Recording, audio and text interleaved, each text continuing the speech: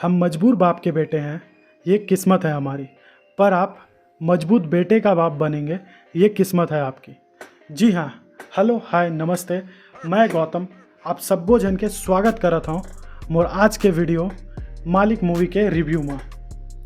ये मूवी के ट्रेलर देखे रहे, मैं बहुत ज़्यादा एक्साइटेड रहे और होना भी रही से काबा कि राजकुमार राव आज तक एक मिडिल क्लास लड़का और कॉमेडी वाले किरदार में ही नज़र आए हैं, लेकिन ए बार कुछ डिफरेंट रही। राजकुमार गैंगस्टर वाले वाइब में दिखने वाला रही से, जो कि दिखे भी है लेकिन मूवी के लास्ट 45 मिनट में ही।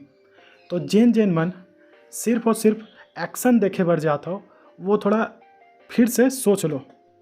बेसिकली ये मूवी में 1980 के दशक के कहानी दिखाए गए हैं और लिटरली ये कहानी लगते भी आज से 20-25 साल पुराना वो मिथुंडा टाइप वाले कहानी, जेमा एक मिडिल क्लास लड़का जेकर बाप ला कुछ गुंडे मन मार देते और वह बदला लेबा गैंगस्टर बन जाते।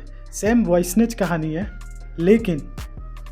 लेकिन लास्ट में जो एक ट्विस्ट फेंक के मारते वो बिल्कुल भी अनएक्सपेक्टेड रही। मालिक के फर्स्ट हाफ बहुत स्लो है, बोर करके रखते थे भाई, लेकिन सेकेंड हाफ जब एक्शन स्टार्ट होते मज़ा तो देते बॉस। एकदम रॉ एक्शन है, कुछ तड़कता भड़कता बहुत ज़्यादा दिखाए की कोशिश नहीं करे, लेकिन जो भी मज़ा देते बॉस। मूवी के कास्ट में राजकुमार राव, मानुषी चिल्लर, सौरभ शुक्ला, प्रोसनजीत चटर्जी और सौरभ सचदेवा जैसे फाइन एक्टर भरे पड़े हैं, लेकिन ये मूवी है ओमन के इस्तेमाल ठीक ढंग से नहीं कर सके। राजकुमार राव के एक्टिंग तो ज़बरदस्त है हमेशा के जैसे, लेकिन ओकर किरदार में उतना दम नहीं है।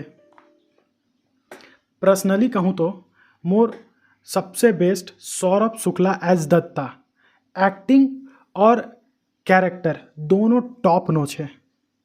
अगर सही मामलों में कहो तो ये मूवी मालिक एक नेक्स्ट सीक्वल सेटअप करे के लिए ही बनाए गए लगते हैं।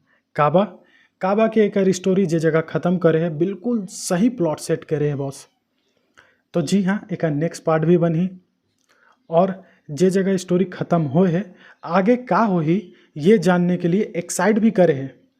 तब मूवी बिल्कुल ख़राब न है, वन टाइम वॉचेबल है, तो आप मन बिल्कुल जा सका था देखे। और अगर आप मन राजकुमार राव के फ़ैन हैं तब तो सेकेंड हाफ मज़ा दे ही बॉस।